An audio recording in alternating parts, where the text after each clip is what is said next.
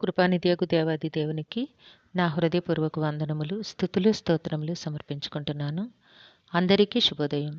ఇది నా మహోన్నతుడైన దేవాది దేవుడు నీ కొరకు సిద్ధపరిచిన వాక్కు.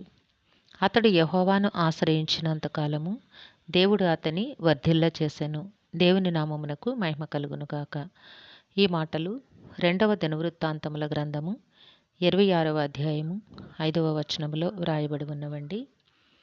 ప్రియమైన నేస్తమా, నీ దేవాది దేవుడి దినాన నీ కొరకు సిద్ధపరిచిన వాక్కును బట్టి నీవు నీ దేవుని విషయమై ఎట్టి స్థితిని కలిగి ఉండవలను,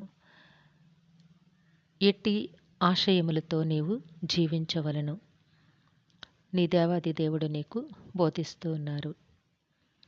దేవుని ప్రత్యక్షత విషయమందు తెలివి కలిగిన జకరియా దినములలో అతడు దేవుని ఆశ్రయించెను. ఎవరంటే ఉజ్జియా తన పాలనా కాలములో దేవునిని ఆశ్రయించి దేవునినే తనకి నిజమైన ఆశ్రయముగా, దుర్గముగా భావించి దేవునిపై ఆధారపడి అడుగులు వేసినంత కాలము కూడా ఆయన జీవితం ఎంతో ఆశీర్వాదకరముగా ఉంది. అతడు యెహోవాను ఆశ్రయించినంత కాలము దేవుడు అతన్ని వర్ధిల్ల చేసెను. దేవుని నామమునకు మహిమ కలుగునుగాక. నీ జీవితంలో నీవు కూడా నేస్తమా, నీ సృష్టికర్త అయిన దేవాది దేవునిని నీకు ఆశ్రయముగా, నీ ఉన్నత దుర్గముగా, నీ సృష్టికర్త అయిన దేవాది దేవునిగా నీవు విశ్వసించి ఆయన అడుగుజాడలి యందు జీవించగలిగినట్లయితే నీ బ్రతుకులో కూడా నీవు ఎంతో ఆశీర్వాదమును పొందుకుంటావు. అతడు యెహోవాను ఆశ్రయించినంత కాలము దేవుడు అతన్ని వర్ధిల్ల చేసెను. అతడు యుద్ధము చేయగా దేవుడు అతనికి సహాయము చేసెను. అనగా తన పక్షమున నిలబడిన దేవుడు తన శత్రువులపై విజయమునిచ్చు దేవుడై ఉన్నారు. కాబట్టి నీ జీవితంలో నీవు ఎదుర్కొంటున్న ప్రతి విధమైన సమస్యలలో కూడా, ప్రతి విధమైన సంగతులలో కూడా దేవాది దేవుడు నీకు తప్పక జయమును అనుగ్రహిస్తారు. నీకు సహాయం చేసే దేవుడు నీ దేవుడై ఉన్నారు.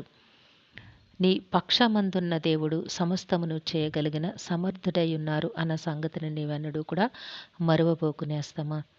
నీవు ఆశ్రయించుటలో, నీవు విశ్వసించుటలో, నీవు దేవుని సహాయము కోరుటలో ఏదైనా లోపము ఉండాలి తప్ప సహాయము చేసే దేవునిలో ఎట్టి లోపమును లేదు అని నీవు గ్రహించవలను. కాబట్టి విశ్వాసముతో దేవుని సన్నిధిలో ప్రార్థన చేసుకుని అడుగులు వేయి. దేవుడు నీ ప్రతి ప్రయత్నంలో కూడా నిన్ను వర్ధిల్లింపచేస్తారు. నీతో దేవుడు పోరాటమును చేసేవారందరినీ కూడా ఓడించి నీకు జయమును కలుగచేసి నీ బ్రతుకులో నీకు ఆయన నెమ్మదిని అనుగ్రహిస్తారు. దేవుడు నిన్ను దీవించి ఆశీర్వదించునుగాక. ప్రార్థన చేసుకుందాము. సింహాసనాసనుడైన తండ్రి, మీ ఘనమైన నామమును కొందరములు, మీ బిడ్డకి మీరు ఇచ్చిన వాక్కును బట్టి స్తుతులు సమర్పించుకుంటున్నాము. రక్షక, మీరు జీవము కలిగిన దేవుడై ఉన్నారు. మీ బిడ్డ జీవితంలో నాయన మీ ఆశీర్వాదములు అనుగ్రహించి నాయన మీ జయమును బిడ్డకి నాయన అనుగ్రహించి కాపాడమని వేడుకుంటున్నాము. ఈ దినము పుట్టినరోజు, వివాహ దినమోత్సవంలో జరుపుకొంచిన బిడ్డలందరికీ మీ ఆశీస్సులు, దీర్ఘాయుష్ను అనుగ్రహించి మీ కృపలో జీవింపచేయండి. మా ప్రియులందరినీ, వారి కుటుంబములను మీ దివ్య హస్తములకు అప్పగించుకొంచున్నాం తండ్రి. అందరికీ కావాల్సిన ఆయురారోగ్యము, పరిపూర్ణమైన రక్షణ, దీర్ఘాయుష్షు, నెమ్మదిని ప్రసాదించి మీ శాంతి సమాధానంతో జీవింపచేయండి. కుటుంబాల్లో ఉన్న చింతలు తొలగించండి నాయన. ఆర్థిక ఇబ్బందుల నుంచి విడుదల కలుగచేయండి. అనారోగ్యముల నుంచి నాయన స్వస్థతను అనుగ్రహించమని వేడుకుంటూ ఉన్నాం తండ్రి. బిడ్డలకి నాయన చక్కని విద్యాభ్యాసమును, సకాలములో నాయన మంచి ఉద్యోగములు, నాయన చక్కని వివాహములు, నాయన మీ చిత్తానుసారముగా తండ్రి నాయన గర్భఫలములు అనుగ్రహించమని వేడుకుంటూ ఉన్నాము. మేలు చేయండి.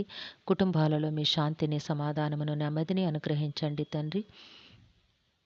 మా ప్రియులు చేస్తున్న పనిపాట్లలో తోడుగా ఉండండి.